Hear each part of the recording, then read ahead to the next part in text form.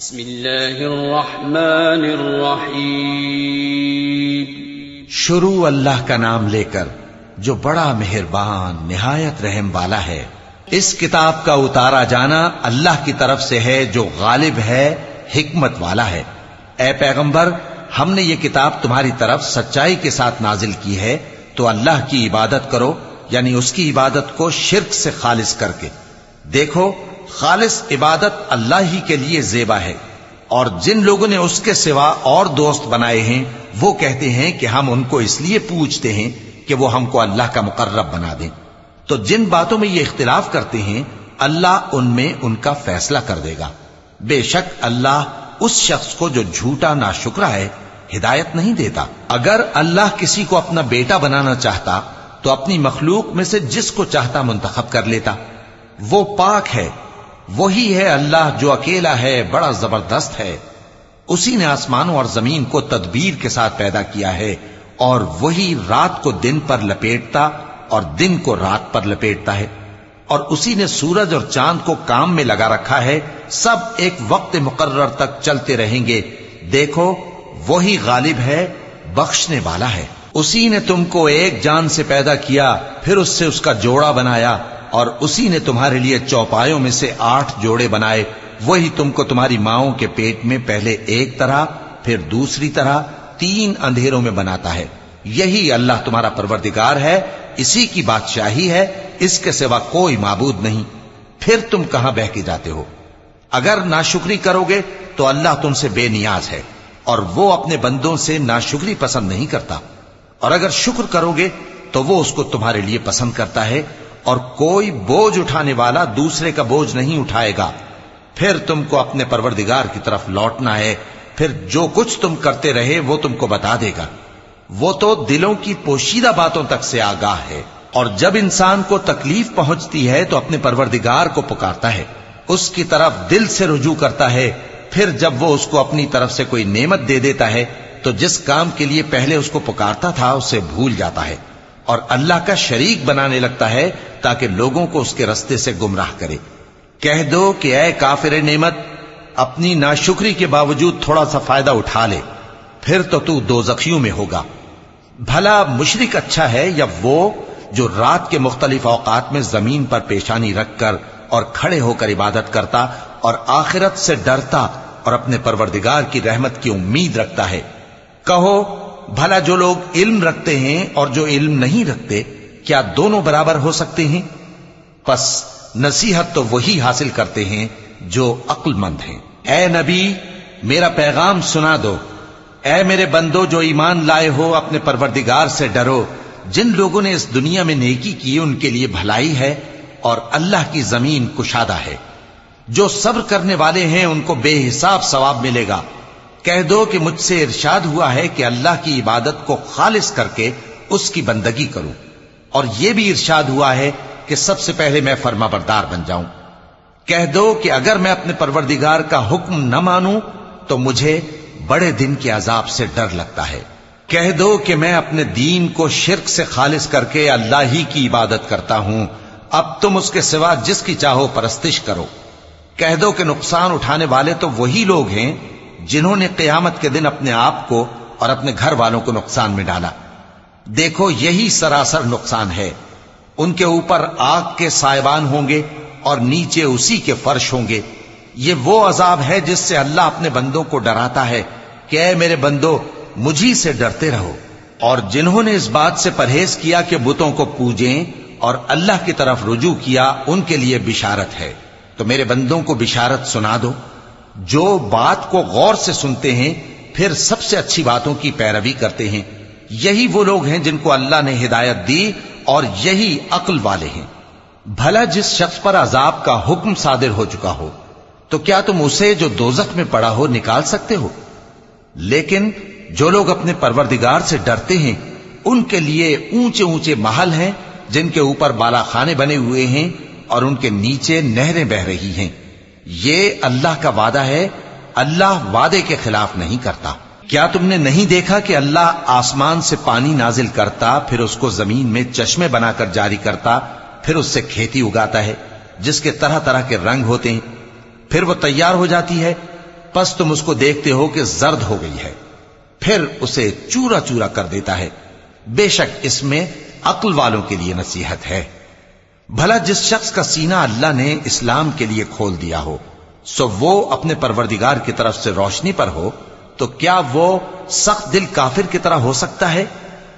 پس ان پر افسوس ہے جن کے دل اللہ کی یاد سے غافل اور سخت ہو رہی ہیں، اور یہی لوگ سراسر گمراہی میں ہیں۔ اللہ نے نہایت اچھی باتیں نازل فرمائی ہیں، یعنی کتاب جس کی آیتیں باہم ملتی جلتی ہیں اور دہرائی جاتی ہیں۔ جو لوگ اپنے پروردگار سے ڈرتے ہیں ان کے بدن کے رونگٹے اسے سن کر کھڑے ہو جاتے ہیں، پھر ان کی کھالیں نرم ہو جاتی ہیں اور دل بھی نرم ہو کر اللہ کی یاد کی طرف متوجہ ہو جاتی ہیں۔ یہی اللہ کی ہدایت ہے، وہ اس سے جس کو چاہتا ہے ہدایت دیتا ہے، اور جس کو اللہ گمراہ رہنے دے اس کو کوئی ہدایت دینے والا نہیں۔ بھلا جو شخص قیامت کے دن اپنے چہرے پر برے عذاب کو روکتا ہو، کیا وہ ویسا ہو سکتا ہے جو چین میں ہو؟ اور ظالموں سے کہا جائے گا کہ جو کچھ تم کرتے رہے تھے اب اس کے مزے چکھو۔ جو لوگ ان سے پہلے تھے انہوں نے بھی تکذیب کی تھی، تو ان پر عذاب ایسی جگہ سے آ گیا کہ ان کو خبر ہی نہ تھی۔ پھر ان کو اللہ نے دنیا کی زندگی میں رسوائی کا مزہ چکھا دیا، اور آخرت کا عذاب تو بہت ہی بڑا ہے۔ کاش یہ سمجھ رکھتے۔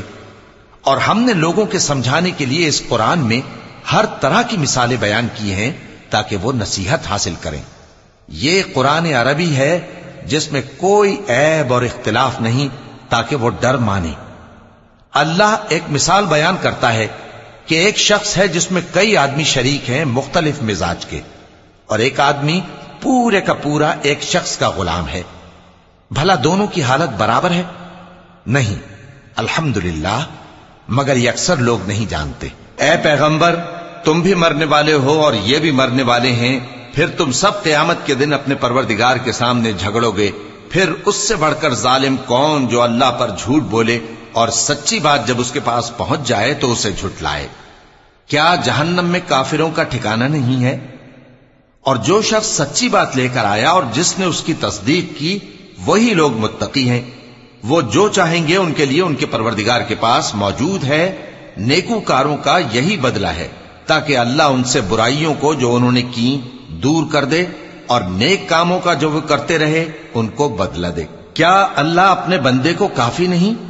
اور اے نبی، یہ تم کو ان لوگوں سے جو اللہ کے سوا ہیں یعنی غیر اللہ سے ڈراتے ہیں، اور جس کو اللہ گمراہ رہنے دے اسے کوئی ہدایت دینے والا نہیں، اور جس کو اللہ ہدایت دے اس کو کوئی گمراہ کرنے والا نہیں۔ کیا اللہ عزت والا بدلہ لینے والا نہیں ہے؟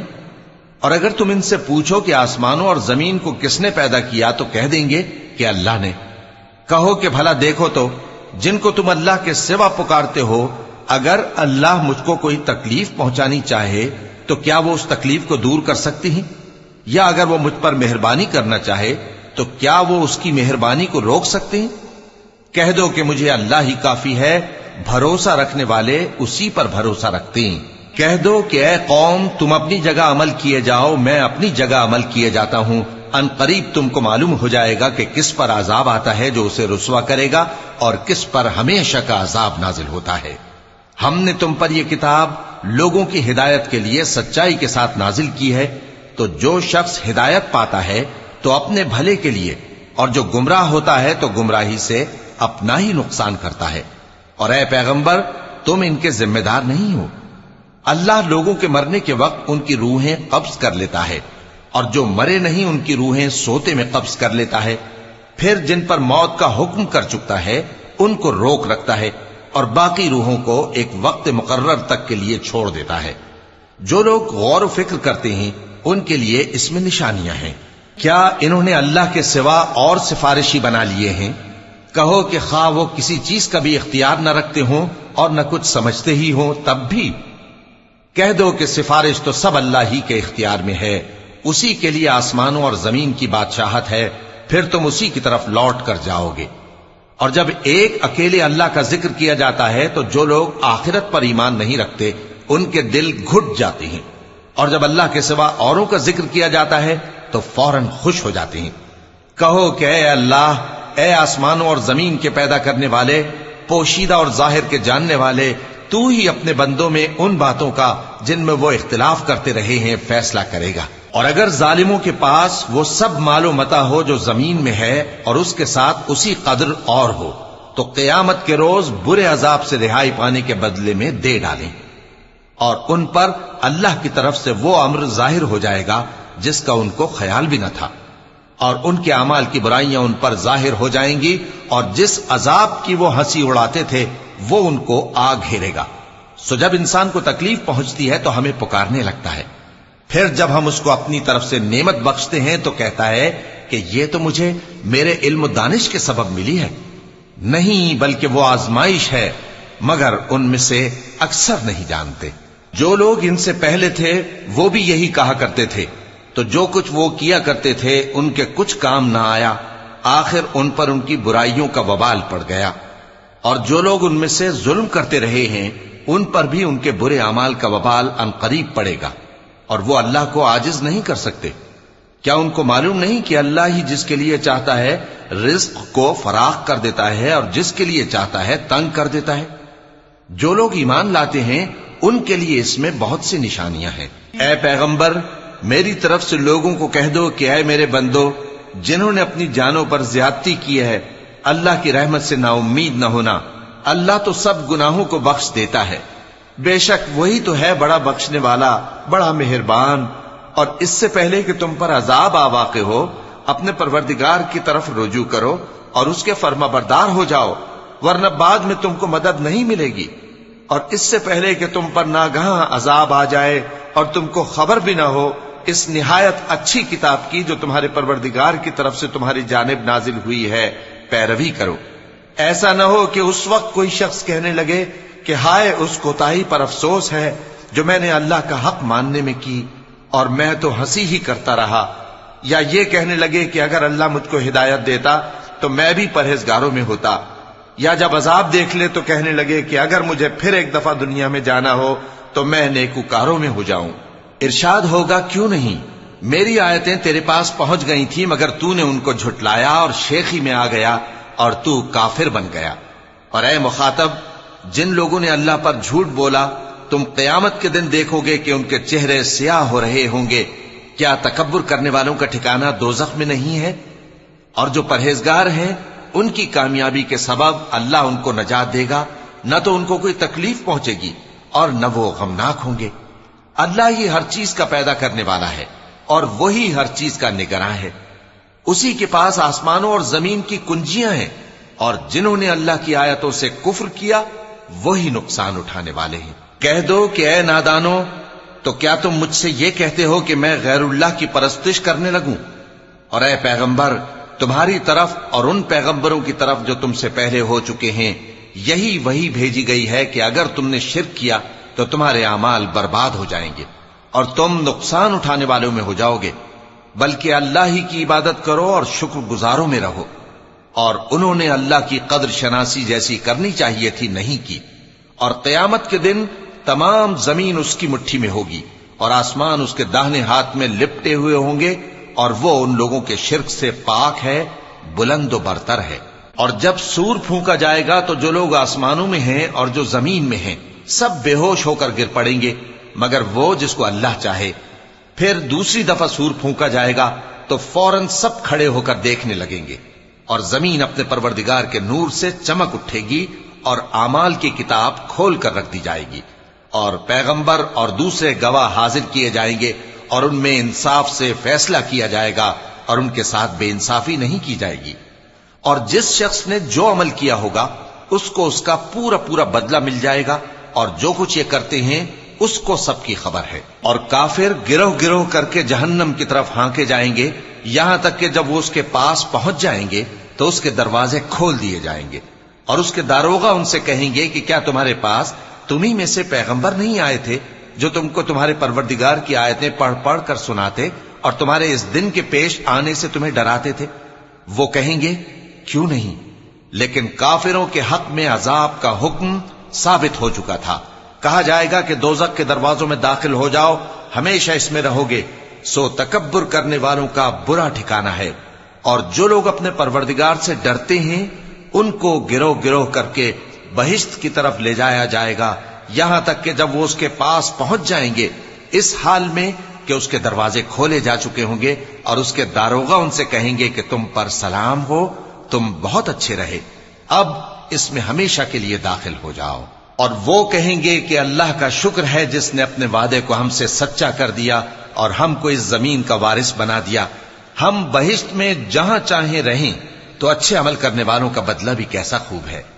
اور تم فرشتوں کو دیکھو گے کہ عرش کے گرد گھیرا باندھے ہوئے ہیں اور اپنے پروردگار کی تعریف و تسبیح کر رہے ہیں، اور ان میں انصاف کے ساتھ فیصلہ کر دیا جائے گا اور کہا جائے گا کہ ہر طرح کی تعریف اللہ ہی کے لیے ہے جو تمام جہانوں کا مالک ہے۔